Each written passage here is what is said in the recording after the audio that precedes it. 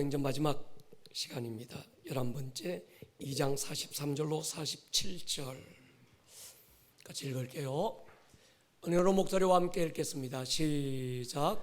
사람마다 두려워하는데 사도들로 말미암아 기사와 표적이 많이 나타나니 믿는 사람이 다 함께 있어 모든 물건을 서로 통용하고 또 재산과 소유를 팔아 각 사람의 필요를 따라 나눠주며 날마다 마음을 같이하여 성전에 모이기를 힘쓰고 집에서 떡을 떼며 기쁨과 순전한 마음으로 음식을 먹고 하나님을 찬미하며 또 온 백성에게 칭송을 받으니 주께서 구원받는 사람을 날마다 더하게 하시니라. 아멘.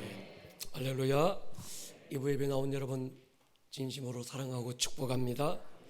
하나님의 모든 말씀, 성경의 모든 말씀은 우리가 경험하고 누리고 성취해야 될 말씀입니다. 그래서 우리는 성경을 약속이라고 부르지요. 약속은 지켜져야 약속이고 이루어져야 약속입니다. 만약에 지켜지지 못하고 이루어지지 않는다면 약속이 아닌 거지요. 하나님은 약속하는 분이지만 약속하신 것을 반드시 지키시는 분입니다.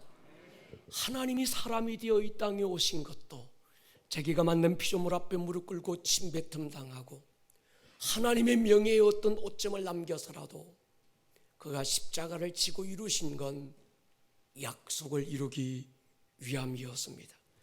그래서 성경을 읽다 보면 우리는 선지자들로 하신 말씀을 이루려 하심이다, 이런 말씀을 자주 읽는 거지요. 성경이 하나님의 약속이고 하나님은 반드시 약속을 지키는 분이시라면 이런 욕심 한 번쯤 내면 어떨까요?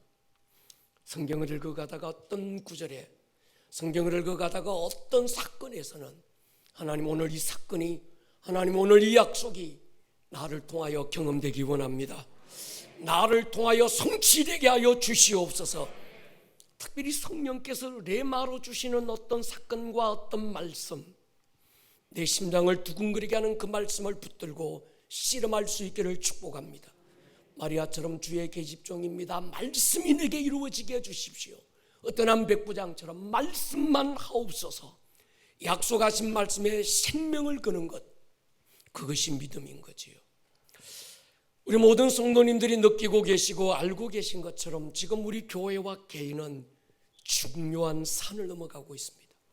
교회적으로도 지금은 정말 중요한 시즌이고 부르심에 연합된 모든 성도님들의 개인 신앙의 여정에도 지금 이 타이밍은 굉장히 중요한 시즌입니다. 우리는 10번의 리바이벌을 통해서 땅이 진동하는 걸 경험했어요.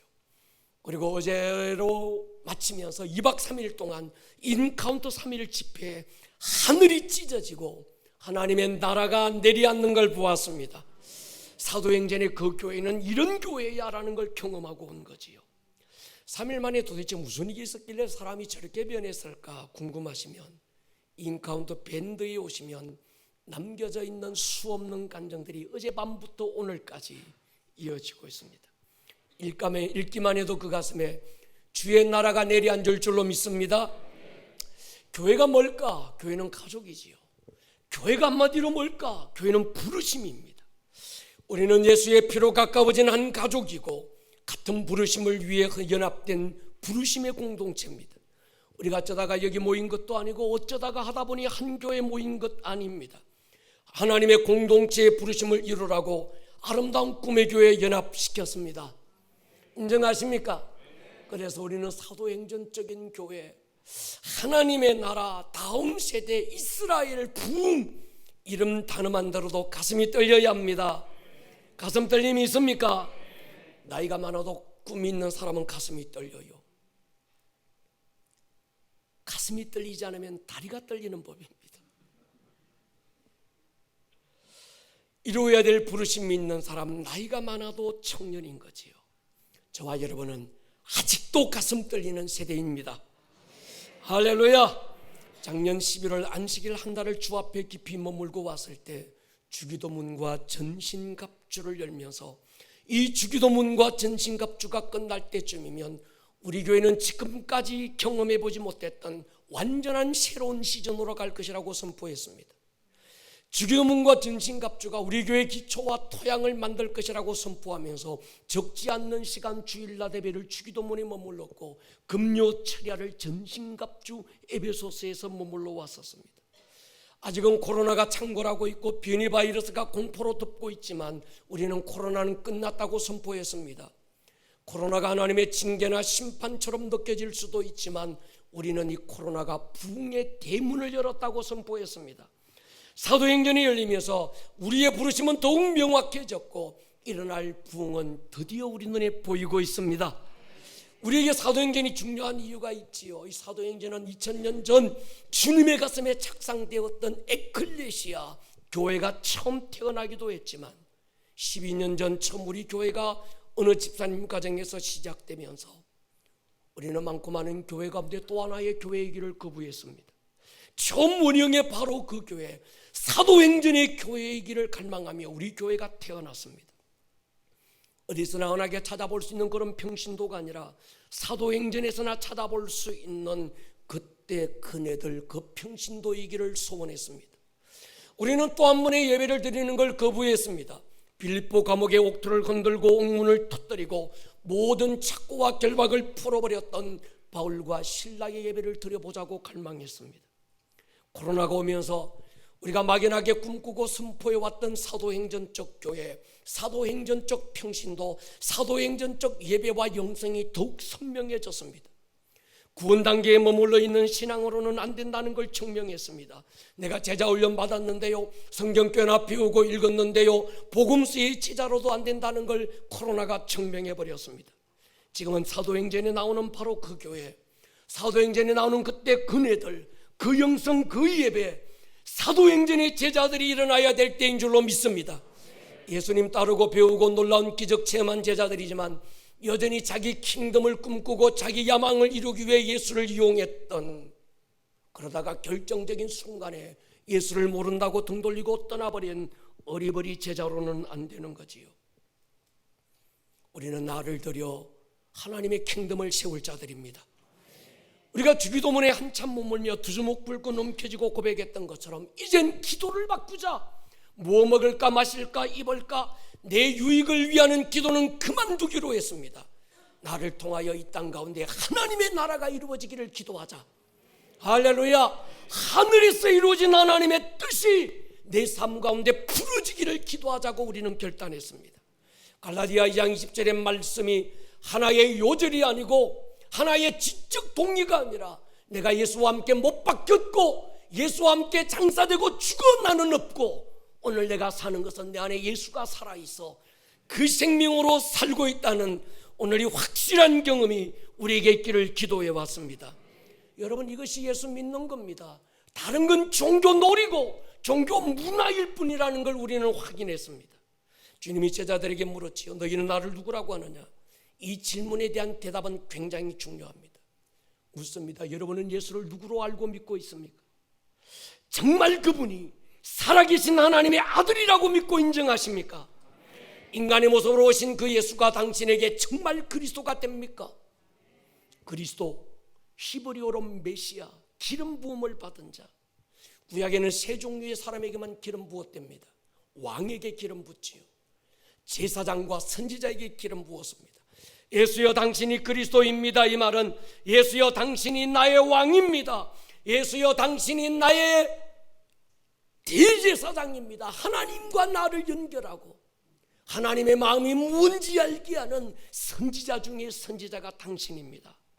세상 사람들이야 수많은 선지자 가운데 한 분일 수 있고 4대 성인 가운데 한 분일 수 있지만 저와 여러분에게 예수님은 달라야 합니다. 교회 안에서 예수의 피에 젖은 은혜를 힘입고 하나님의 자녀가 되고도 여전히 예수가 진실로 나의 그리스도가 아니라면 종교인이지 신앙인은 아니지 않을까요? 이 목사의 설교가 어렵고 좀 무거울 수 있지만 다른 것은 몰라라. 신앙 고백만큼은 어물쩡하게 넘어가서는 안 되지 않을까요? 그만큼 믿었고 그만큼 은혜 받고도 여전히 신앙의 가장자리에서 물장구 치고 있다면 어리버리 제자들처럼 우리도 결정적인 순간에 예수 모른다고 부인하고 돌아설 수 있는 다급한 마음이 우리에게 있어야 하지 않을까요? 우리 교회는 신생아 병동이 아닙니다. 어느 날 입에 젖병 물려주고 옹알이하고 옹냥옹냥 달려는 그런 교회가 아닙니다. 우리 교회는 하나님의 싸움을 싸우는 하나님의 군대입니다. 우리 교회가 특별해서가 아니지요. 주님 마태복음 16장에서 내가 이 땅에 세우고 싶은 나의 교회는 엄부의 대가리를 밟아버리고 이 땅 가운데 하나님의 영광을 선포할 그 교회를 세우고 싶다. 할렐루야. 하나님의 킹덤을 이 땅 가운데 세워나가는 교회. 여러분, 사도행전에 웃지 못할 해프닝이 나옵니다. 스게와 제사장의 7 아들이 예수 믿고 따르지도 않으면서 바울이 예수님의 이름으로 귀신을 쫓으니까 자기도 흉내내 보는 거예요. 그래서 예수의 이름으로 귀신아 떠나가라고 했다가 귀신이 달려들어 옷 다 벗기고 발가 벗겨서 쪽팔림 당하고 도망가는 모습을 봅니다. 그때 귀신이 스게와 제사장의 7 아들에게 던진 질문이 있어요. 내가 예수도 알고 바울도 아는데 너는 도대체 누구냐? 만약에 귀신이 여러분에게 그 얘기하면 어떻게 하겠어요? 내가 예수도 알고 바울도 알고 이 목사도 아는데 넌 도대체 누구냐? 여러분에게 질문을 던진다면 어떻게 될까요?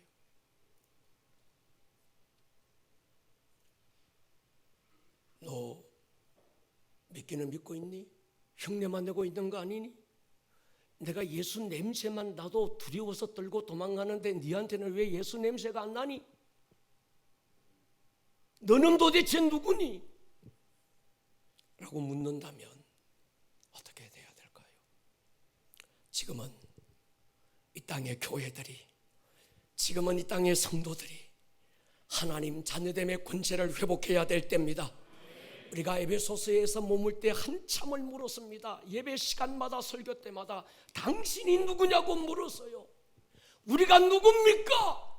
내가 누구냐고 물을 때 우리는 해야 될 대답이 있다고 말씀드렸습니다. 우리가 하나님의 자녀라면 하나님의 자녀인 우리가 도대체 뭐하는 자들이냐고 시간마다 제가 물었습니다. 킹십, 선십인 거죠. 교회는 여전히 이 땅 가운데 위대하고 소망인 줄로 믿습니다. 비록 이 땅에 세워진 교회들이 연약함이 있을 수 있고 또 있는 것도 사실이지만 주님은 지금도 교회를 통해 구원의 역사를 이어가고 계시고 교회를 통해서 자기를 나타내시는 거예요. 저는 교회가 이 시대의 소망이라고 믿는 목사입니다. 우리가 다시 사도행전으로 돌아가고 있고 또 사도행전적 교회를 부르짖고 있는 이유가 오늘 본문입니다. 원형의 교회의 모습, 오늘 본문에서 찾아야 하지요. 교회의 원형을 꿈꾸는 많은 깨어있는 주의 종들이 오늘 본문에 집중하고 있습니다. 43절에 보면요, 사람마다 두려워하는데 사도들로 말미암아 기사와 표적이 많이 나타났다. 우리 교회 이런 교회 되십시다. 하나님 이 목사를 통하여 기사와 표적이 많이 나타나게 해주십시오. 이 목사만이 아니라 우리 장로님들, 목장의 목자들, 패밀리 리더들, 우리 청년들을 통하여 하나님이 어디 있느냐고 묻는 자들에게 봐라, 내가 믿는 하나님이 여기 있다 보여주고 증거할 수 있는 기사와 표적 있는 교회가 되게 하여 주시옵소서. 하나님의 영광이 가득했다는 거예요. 하나님의 임재가 나타났다는 겁니다. 여러분, 우리 교회 하나님의 임재가 나타나는 교회가 되기를 주의 이름으로 축원합니다. 하나님은 숨지 않으세요. 많은 사람들이 하나님이 꼭꼭 숨어있는 줄로 착각해서 하나님 도대체 어디 계시냐고 하나님 나타나기를 갈망하는데 아닙니다. 하나님은 만유보다도 크신 분입니다. 숨을 수 없는 분, 숨지 않으시는 분, 오늘 예배 가운데 나타나고 계십니다. 할렐루야. 여러분 보십시오. 오늘날 교회들이 왜 이렇게 힘이 없을까요? 하나님의 군대로 세워진 교회가 왜 이렇게 폐잔병처럼 초라해지고 말았을까요? 한 가지입니다. 하나님의 임재가 없기 때문입니다.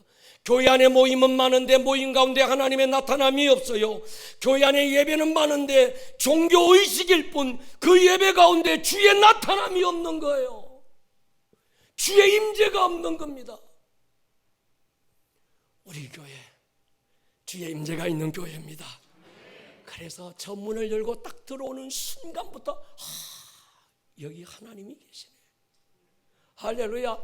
예배 인도자가 앞에 서서 오늘 이 예배의 주인은 하나님입니다, 하나님만 예배를 받으시옵소서 선포하는 순간에 주의 나라가 이것에 임하고, 할렐루야, 모든 자들 안에 하나님의 나라의 능력이 경험되는 그런 예배이기를 축복합니다.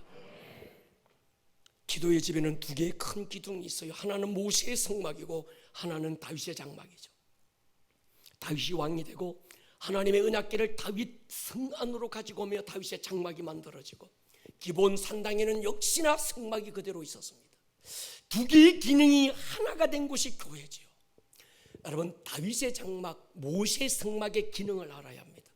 모세의 성막은 인간의 믿음과 기도와 인간의 열심을 제사를 하나님께 올려드리는 땅이 하늘로 올라가는 곳이고, 다윗의 장막은 하늘이 이 땅 가운데 내려오는 시간. 할렐루야. 그 예배는 이 두 가지가 있어야 되는 거예요. 근데 한국교회 예배는 땅에서 하늘로 올라가는 의식과 제사는 있는데, 이게 번제입니다, 이게 무슨 제입니다, 무슨 절기입니다, 거기서 양떼를 잡고 번제단 지나서 물두멍 지나서 뭔가가 의식은 있는데 그 가운데 하늘이 내려오지 않는 거예요. 우리 예배 두 개가 있기를 주의 이름으로 축원합니다. 앞서 예배 인도자가 선포하고 30분간 찬양이 그 다음에 이어지는 대표기도, 그 다음에 이어지는 성가대의 찬양, 이건 뭔가 하면 성막의 기능입니다. 하늘로 올려드리는 거죠. 할렐루야. 흠없는 드림이 되기를 주의 이름으로 축원합니다. 그 다음에 말씀과 이어지는 축도까지 순서는 하늘이 내려오는 거예요. 할렐루야. 여러분, 이 시대는 더 많은 돈이 필요한 게 아닙니다. 먹고 마시고 입는 이런 생활의 필요가 더 다급한 것도 아닙니다. 더 많이 배운 지식이 요구되는 시대도 아닙니다. 지식이 부족해서 아니면 돈이 부족해서 교회가 힘이 없는 게 아니지요. 오늘 이 땅의 교회들이, 오늘 이 땅의 성도들이, 오늘 이 땅의 많은 하나님의 사람들이 왜 이렇게 힘이 없을까? 그들 가운데 하나님의 임재가 없는 거예요. 교회 안에 하나님의 임재가 없습니다. 예배 가운데 하나님의 영광이 없는 거예요. 그분을 만난 뜨거운 경험이 없는 겁니다. 오늘 그런 교회가 일어나야 합니다. 주여, 우리 교회가 그런 교회입니다. 제가 늘 강조하는 게 있어요. 실력이 아니라 부르심이다. 따라합시다. 실력이 아니라 부르심이다. 스펙이 아니라 임재다. 능력이 아니다. 부르심이다. 굉장히 중요한 말입니다. 여러분, 다윗 보십시오. 실력으로 왕이 된 사람이 아니에요. 부모 형제조차 인정받지 못했던 아들이고, 어쩌면 어떤 다른 신학자들이 주장하는 것처럼 왕이 될 만한 조건을 갖추지 못했던 서자일 가능성이 큰 사람이 다윗입니다. 다윗만한 성군이 이스라엘 역사에 누가 있겠어요? 근데 이스라엘 역사 가운데 가장 위대한 왕, 지금도 그들의 국기에 별을 새겨놓고 이것이 다윗의 별이라고 자랑하고 있는 그들, 다윗의 어떠함이 다윗을 만들었을까요? 다윗이 어떻게 위대한 왕이 되었을까요? 하나입니다. 기름 부음입니다. 동의하십니까? 다윗이 지식이 많아서 타고난 배경이 있어서, 아니면 어떤 자기 안에 재능이 있어서 그가 이런 탁월한 왕이 된 게 아니에요. 다윗 보면요, 아무 조건이 없습니다. 그저 양떼 소떼 묻혀서 들에 누워서 불피리 불고 신화짓던, 부모 형제도 인정하지 못했던 신명기적 사관에 의하면, 율법에 의하면 서자는 왕이 될 가능성이 없는 거예요. 시편 21편 10절에도 다윗은 부모가 나를 버렸다는 거예요.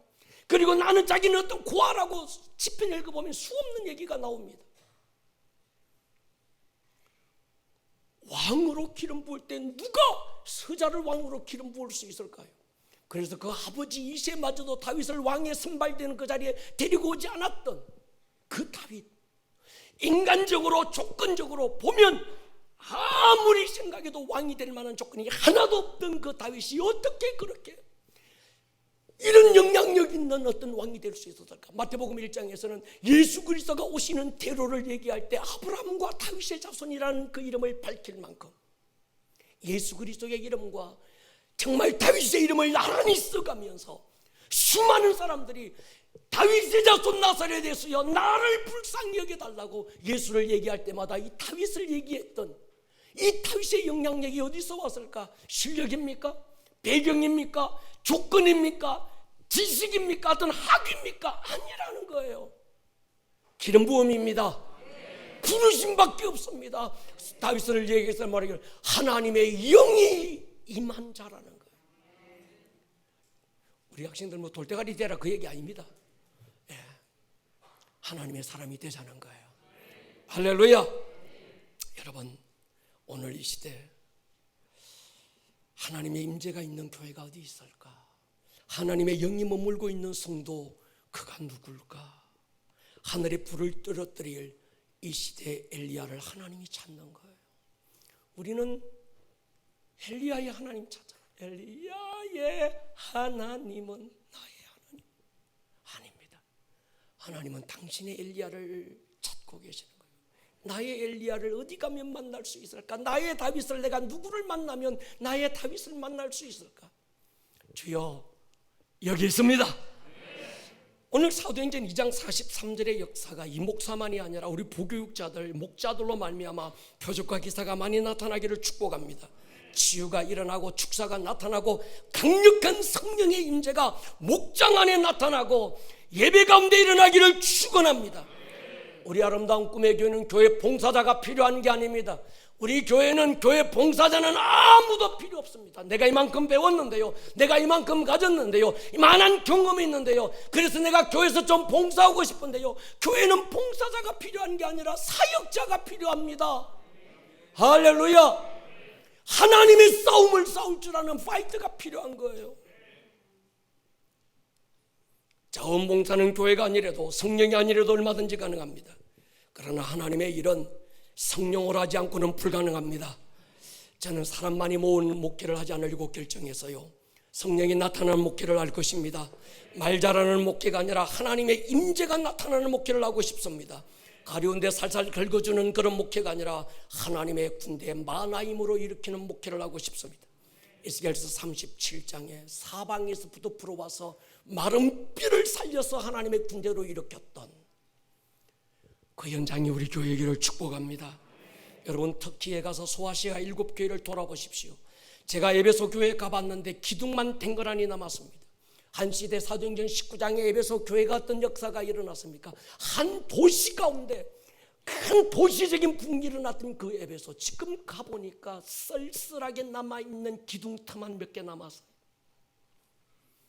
얼마나 그 기둥이 큰지 우리 집사님들 20명이 양팔 벌려서 둘러서는데도 다 하지 못할 만큼 컸습니다. 근데 지금 그곳에 예수 믿는 사람 아무도 찾아볼 수 없습니다.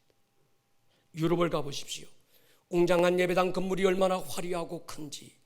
그런데 그 안에는 깃발든 여행사 직원들, 사진 찍는 여행객들로만 가득하지 어디 하나 예배하는 예배자를 찾아볼 수 있었습니까? 한때 세계적인 부흥이 일어났던 영국의 웨일즈, 제가 지난 다녀왔습니다. 할머니 몇 분만 남았고 예배당 정원에는 공동묘지로 바뀌고 말았습니다. 여러분, 건물이 교회가 아닙니다. 동의합니까? 생명이 있어야 교회입니다. 하나님의 임재가 있어야 교회입니다. 하늘의 능력이 다운로드되고 하늘의 생기가 불어오는 것이 교회입니다. 비록 그곳이 지하 카타콤 같은 시체 썩는 냄새가 가득한 곳일지라도 그곳에 주님이 임재하시면 마른 뼈들이 살아날 것입니다. 그곳이 우리 교회인 줄로 믿습니다. 1세기 교회가 세계를 지배했던 로마를 뚫어냈던 근본적인 힘이 어디 있을까요? 초대교회 성도들 보십시오. 잘난 사람 어디 있고 가진 사람 어디 있고 대단한 역량 있는 사람 누가 있습니까? 아무도 없었습니다. 근데 그들이, 로마의 지도부 세네카들이 그들 앞에 무릎 꿇고 세계를 정복했던 로마를 뚫어냈던 강력한 힘이 어디서 왔을까요? 그들 안에 임했던 하나님의 임재이지 않습니까? 할렐루야. 그들이 부를 때 하나님은 자신을 숨기지 않고 응답했습니다. 그들이 하나님 앞에 모여 기도할 때 땅이 진동시켰고 옥문이 터졌고 결박이 풀어졌습니다. 그들이 하나님의 임재를 운반하는 자들이었어요. 마리아가 주의 발에 순전한 나드 향을 깨뿌리고 머리털로 주의 발을 닦을 때 한 여인이 깨뿌린 그 옥합에 온 집안이 임재의 양으로 가득했던 것처럼 오늘 여러분 한 사람의 예배자가 이곳에 임재의 양을 채우십시다. 전심으로 어떤 순수를 뛰어넘는 시간을 뛰어넘는 오직 하나님의 임재만 있고 하나님의 나타나심만 있는 그 한 사람의 예배자 때문에 오늘 우리 예배 현장이 주의 임재의 향으로 가득하기를 축복합니다.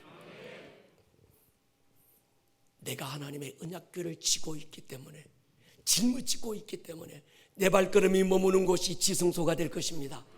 할렐루야. 우리는 행동해야 될 때 행동하고 움직여야지요. 싸워야 될 때 싸워야 합니다. 그래서 제가 다음 주부터 싸움의 기술을 가르쳐 드리려고 그래요. 제가 안 싸움했다고 그랬잖아요. 여러분, 그리스도인은 잘 싸울 줄 알아야 합니다. 할렐루야. 싸울 줄 모르는 사람은 그리스도인이 아닙니다. 다윗 싸움에 능한 자였어요. 정말 우리가 싸워야 될 때 싸워야 되지만 그 전에 먼저 해야 될 게 있습니다. 하나님의 임재 안에 머무는 거예요. 임재를 경험하는 거지요. 우리 모두에게 이런 임재가 있기를 축복합니다. 얼마 전에 제 은사이신 김진섭 교수님 제게 전화가 왔어요. 이분이 지금은 백석대에서 부총장으로, 백석대 신학교 학장으로 사역을 오래 한 20년 이상 하시다가 은퇴하시고 미국으로 가셨어요. 그리고 이스라엘 국제 포럼을 만들어서 이스라엘 사역을 전 세계적으로 하고 있습니다. 이분이 그렇게 어렵다는 아랍어가 능통합니다. 히브리어, 헬라어, 영어 아주 막 능통한 분이에요. 이분이 전화상으로 그런 말씀을 하셨어요. 자신이 지금도 잊을 수 없는 충격적인 사건이 있다고. 목사님, 뭡니까? 지금부터 약 20여 년 전 인천 연합 청소년 수련회로 강사로 자기가 갔는데 집회가 한참 뜨겁게 진행되고 있을 때 포항에서 올라온 고등학생 한 자매가 어둠의 영이 드러난 거예요. 온 집회장 뛰어다니고 헤매며 울부짖고 고함지르고 집회를 더 이상 할 수 없는 상황이 되어버렸습니다. 주최 측도 대령 난감한 상황이었고 교수님도 어떻게 해야 될지 몰라 당황하고 있을 때 그때 학생들을 데리고 집회에 잠시 참여했던 젊은 목사가 조용히 앞으로 오더니 그 학생 앞에 서는 순간에 학생이 넘어지고 귀신이 떠나버렸어요. 그리고 말짱히 정신 차리고 은혜 받는 모습을 이분이 본 거예요. 그 사건을 잊을 수 없는데 그때 그 젊은 목사가 유호봉 목사 당신이라는 거예요.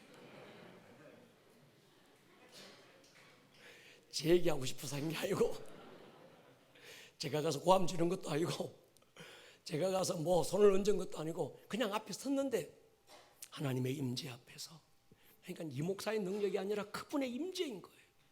할렐루야.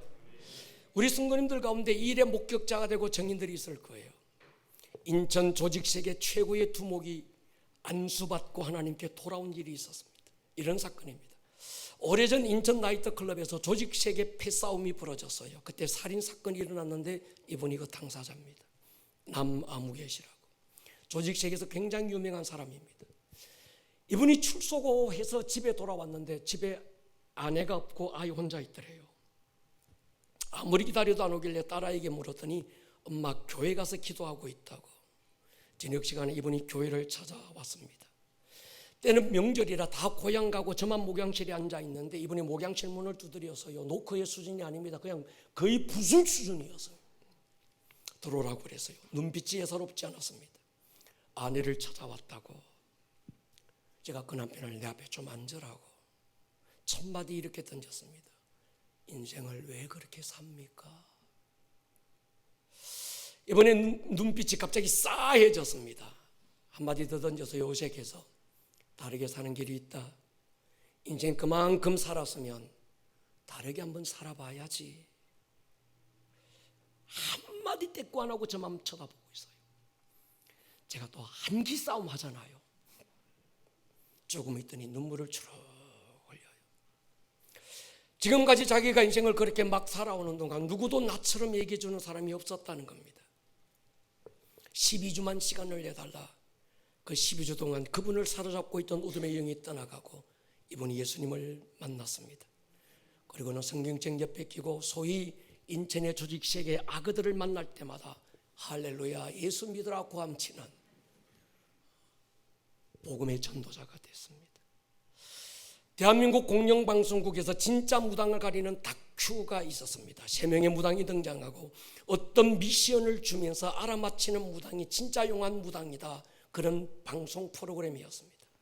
세 무당 중에 두 무당은 못 알아맞혔는데 한 여자 무당만 알아맞혔어요. 그 방송이 나고 그 국회의원들로부터 돈다발 싸들고 이 무당을 찾아왔더랍니다.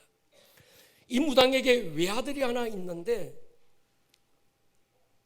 먼저 그 며느리가 저를 통해서 예수님 만나고 교회를 다녔습니다. 맨날 모여서 소주 마시고 고스톱 치던 이분이 예수님을 만났어요. 그리고 남편에게 교회 가자고 설득해도 안 먹히는 겁니다. 야, 우리 엄마가 무당이고 그냥 무당이 아니라 이런 무당인데 내가 지금까지 우리 엄마가 무당지대에서 나 공부시켰고 먹여 살렸고 여기까지 왔는데 내가 그 엄마를 배신하고 어떻게 교회 가겠냐고. 그러다가 이분이 몸이 아프기 시작했어요. 밤에 잠이 안 오는 겁니다. 숨이 안 쉬어지는 거예요. 병원에 가서 진단이 병명도 없습니다. 아내가 설득했어요. 우리 목사님께 가서 기도 한 번만 받아보자. 그러니까 이분이 아빠 죽어도 나는 우리 목사한테 가서 기도받는 일은 없을 거야. 지 말이 씨가 된다고 죽을 지경이 되니까 아내의 손에 끌려서 제 앞에 왔어요. 이분이 예수님을 만났습니다. 할렐루야. 제가 방금 드린 간증의 증인들이 우리 교회에 많습니다. 그러나 여러분, 이것이 이 목사의 특별한 능력이 아닙니다. 여러분, 어제 인카운트, 그제 인카운트 밴드 들어오셔서 남겨진 간증을 읽어보십시오. 어제 밤 오후부터 시작해서 오늘 아침까지 수없는 간증들이, 목사님 내 인생이 달라졌어요. 목사님 오늘이 내 생일로 바뀌었습니다. 목사님 한 간증만 제가 읽어줄게요. 혹시 춤 좀 추셨나요? 찬양할 때 온몸에 기쁨이 가득 차서 춤추셔서 그 모습을 한참 바라보았어요. 함께한 좋은 분이 조심스럽게 물어보셨습니다. 예, 나이트 좀 다녔습니다. 이건 빼라고 그랬지. 근데 제가 이 말을 하는 건 이분은 나이트 다닐 뿐이 아니야. 그 얼굴, 그 삶, 그 모습 보면 제게 인카운트는 기쁨 그 자체였습니다. 매 찬양 시간마다 어린아이 마냥 주님 앞에 신나게 뛰어놀았답니다. 결혼하고 아이 넷을 낳고 시아버님을 모시다 보니 작년까지는 삶에 찌들고 지치고 힘들었습니다. 올해 성구영신 예배 때 목사님은 제게 신년을 선포해 주셨습니다. 이번 인카운트가 4번째인데 그때마다 특별한 은혜와 회복을 주셨기에 이번에도 기대가 컸습니다. 하나님이 저를 보시는 시선, 저를 향하신 교회, 그것을 알고 싶었습니다. 제가 어떤 존재로 살아가야 되는지도 말입니다. 매 시간마다 선포되는 말씀의 영적 원리가 신기하고 흥분되기까지 했습니다.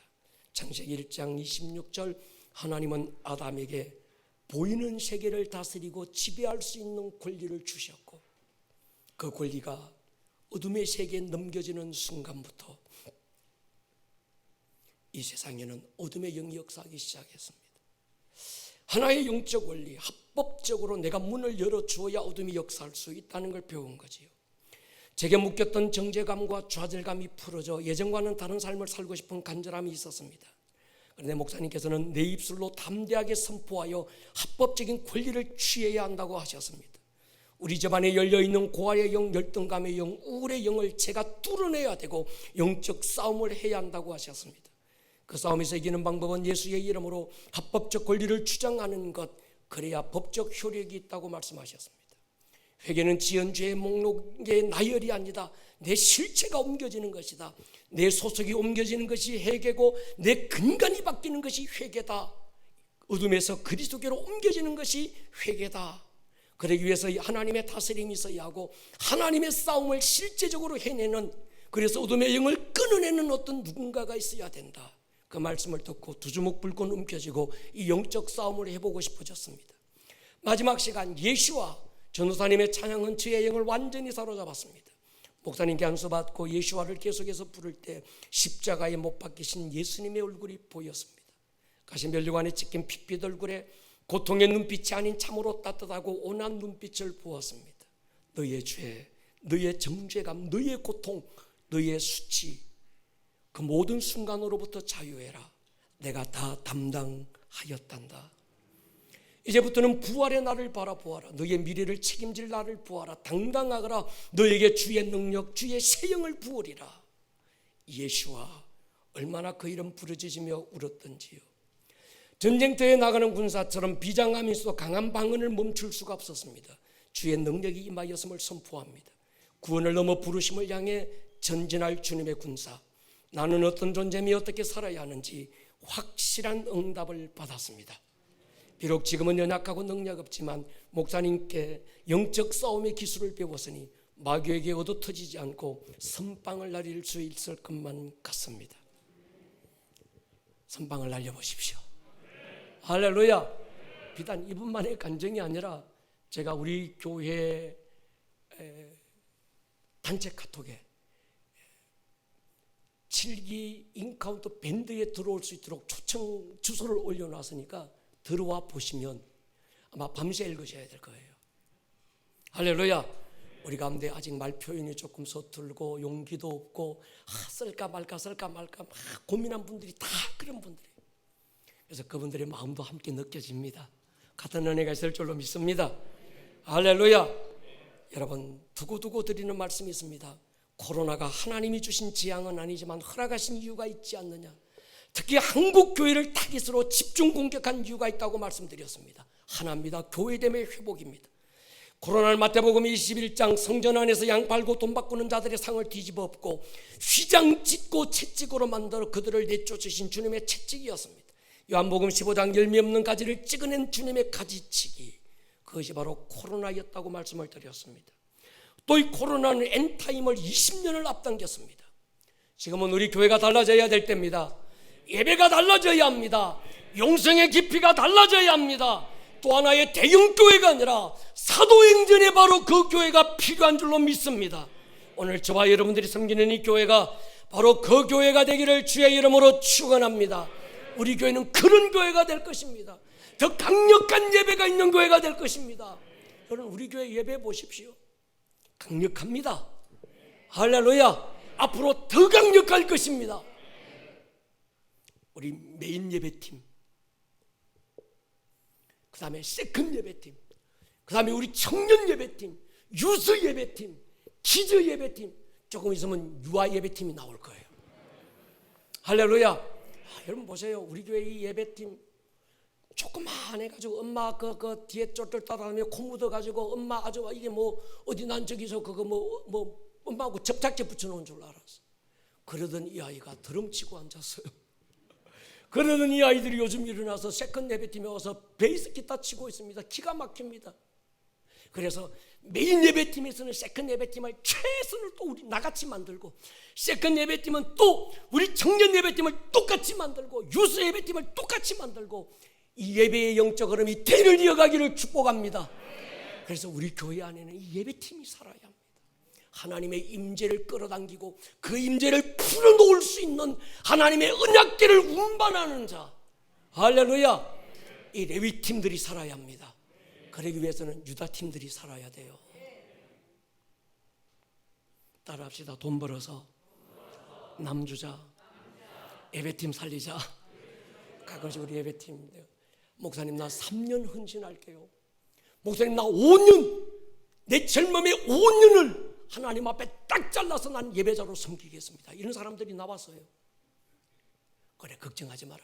예배에 올인해봐라. 목사님 이번 여름에 알바를 해야 된대. 그래서 제가 그랬습니다. 때려치워라. 하나님이 알바비 줄 기다. 여러분이 주십시오. 할렐루야. 그리고 이 아이들은 밥만 먹으면 기도의 집에 와서 오전에도 안 잡고 저녁에도 안 잡고, 애들이 가서 뭐 알바 뛰면서 고기 굽고 온몸에 고기 냄새 풍겨가지고 갑자기 교회 와가지고 예배한다고 예배가 되겠어요? 깊은 하나님의 마음이 그 안에 내려앉아서 그 마음이 예배 현장에 풀어지는 그런 예배. 할렐루야. 알바비 줘야 합니다. 그래서 내가 그래서요, 걱정하지 마라. 내가 책임질게. 이 목사 어깨가 굉장히 무거워졌습니다. 저만 쳐다보고 있지 마시고 당신이 하십시오. 할렐루야. 여러분, 우리 교회 그런 교회가 되십시다.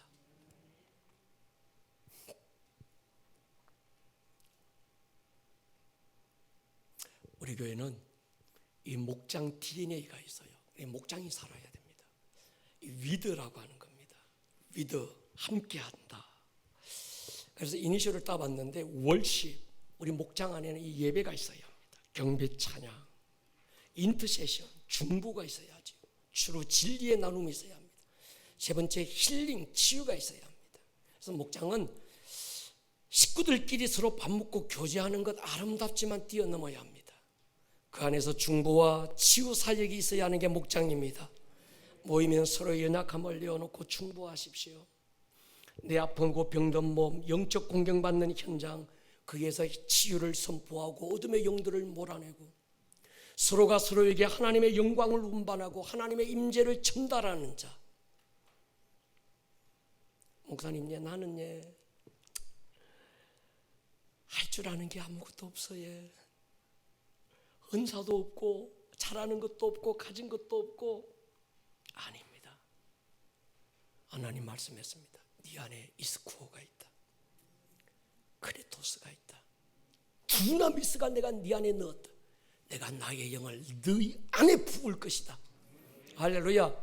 목사님, 이스쿠어가 뭡니까? 지난 설교를 들어보셔야 합니다. 여러분, 그러잖아요. 우리가 거부할 수 없고 부인할 수 없는 한 가지는, 눈 몇 번 깜빡깜빡하면 우리는 틀림없이 주님 만나야 될 거예요. 그때 피 묻은 내 주의 두 손을 덥석 잡는 그날에 주님 앞에 내놓아야 될 게 있어야 되겠어요. 그때 배운 지식 못 들고 가고 가진 소유 못 들고 가더라도 아름다운 꿈의 교회, 정말 여기서 뭐 자원봉사하듯이 섬기는 게 아니라 여기에 나의 사역이 있고 내가 아니면 누구도 흉내낼 수 없는 나의 사역, 할렐루야, 그 사역 주님 앞에 들고 주 만날 수 있기를 주의 이름으로 축원합니다. 오늘 이 시대 엔타임의 혼돈과 혼란, 혼미함을 뚫어낼 수 있는 영적 힘이 교회들에게 있어야 합니다. 여러분, 사도행전 2장 보십시오. 44절 45절.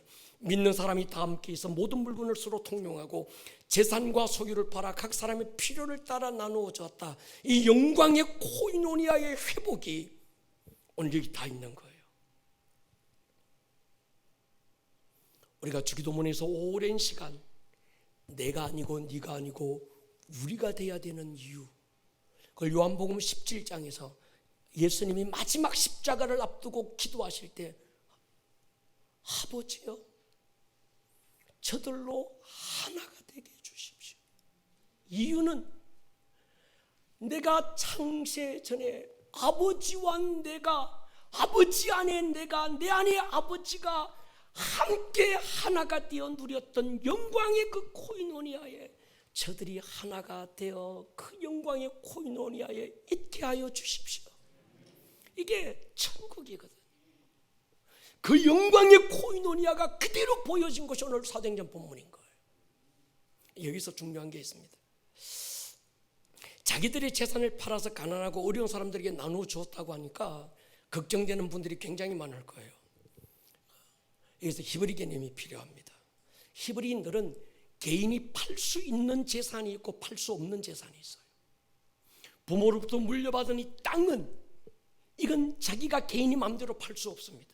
여기서 팔았다라는 건 자기가 어떤 가지고 있는 것 가운데 팔아도 되는 걸 팔았다는 거예요.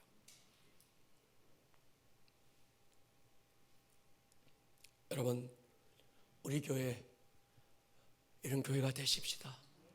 영광의 코이노니아가 있는 교회. 세 번째 세 가지 코이노니아가 있습니다. 사도행전에 세 가지 코이노니아. 첫 번째 교제지요, 펠로십. 우리 교회는 신령한 교제가 있기를 축복합니다. 두 번째는 나눔, 쉐어링, 플로임의 문화가 필요합니다. 나는 하나만 있으면 되는데 하나가 더 생겼어. 당근밖에 찾지 마시고 이거 도대체 이게 얼마 받을 수 있을까 고민하지 마시고 눈을 감고 무릎 꿇으면 목장 식구 가운데 누구에게인가 필요한 사람이 떠오를 겁니다. 할렐루야. 목장을 뛰어넘어 교회에 누군가가 필요한 자가 있을 거예요. 흘려보내시기를 축복합니다. 그건 무슨 뭐 당근마켓 이거 내놓으면 얼마 팔까 고민하지 마세요. 기타 하나인데 두 개가 생겼어. 이거 당근마켓에 내놓으면 얼마 팔까, 중고뭐 얼마 팔까 고민하지 말고 이성균 전사 줘요.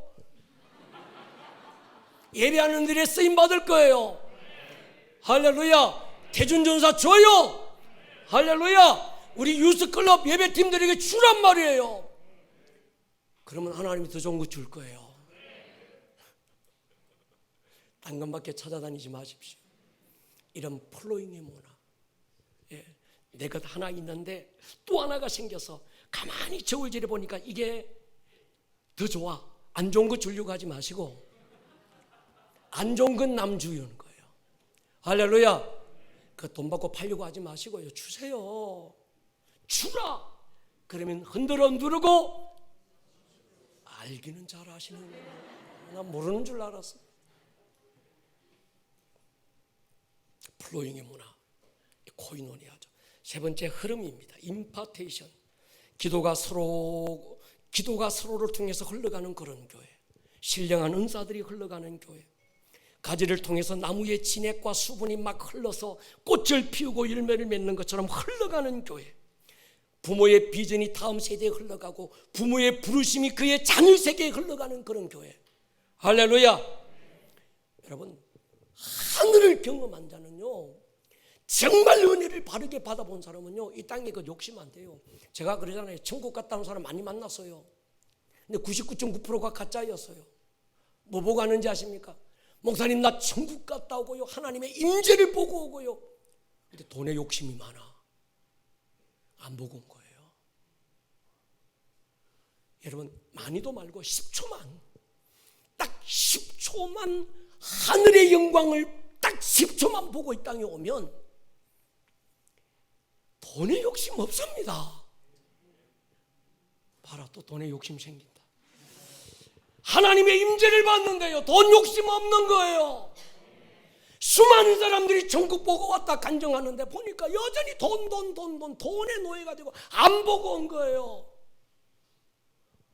하늘 못 본 겁니다. 생각해 보십시오. 백화점에 가면 제일 먼저 보여주는 게 최고 비싼 거 보여주면 다른 건 눈에 안 들어와. 안 그럽니까? 양이 안 차는 거예요. 하늘을 보고 왔는데 어떻게 이 땅에 그새 욕심낼 수 있을까요? 그래서 흘러가고 플로잉이 되고 교제가 되고 우리 교회 그런 교회가 되십시다. 머리를 숙여보십시다. 여러분,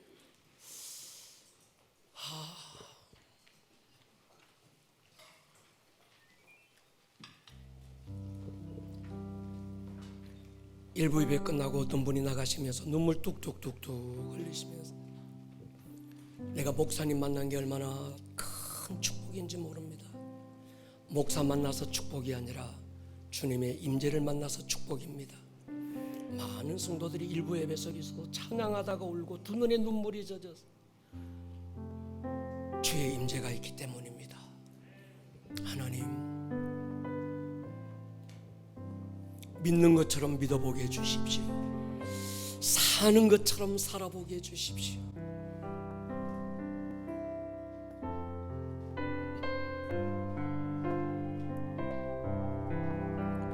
나 주를 너무 멀리 떠나와 모든 골짜기 헤매었네. 절망 가운데 하늘을 보며 주의 이름 부르짖네. 어둠을 뚫는 진밀한 사랑 내 영혼에 빛비추네.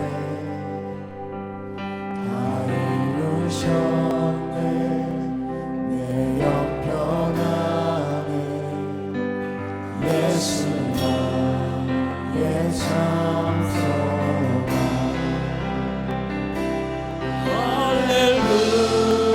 할렐루야. 날 자유케 하신 주. 할렐루야. 죽음을 이기시고 모든 사슬 풀리네. 예수 이름 부를게. 예수 나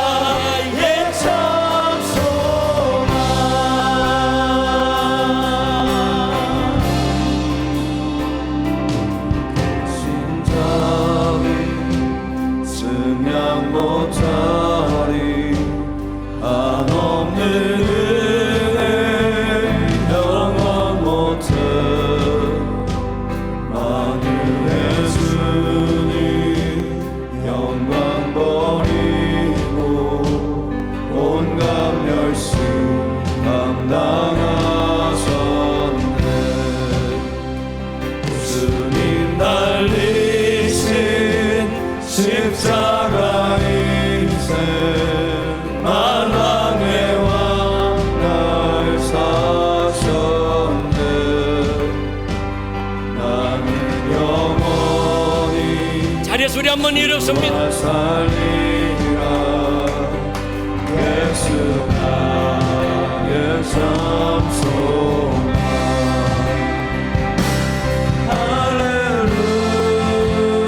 할렐루야 자유케 하신 주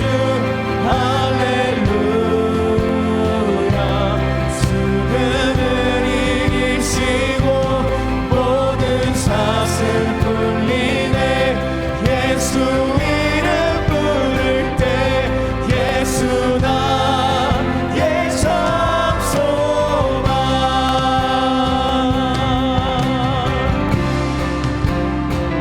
셋째 날 새벽 침묵을 깨고 약속 이루신 부활의 주 유다의 사자 말씀하셨네 사망 권세 힘을 잃어 한 번 더 찬양합니다 셋째 날 새벽 침묵을 깨고 약속 이루신 부활의 주 유다의 사자 말씀하셨네 사망 권세 힘을 잃었네 예수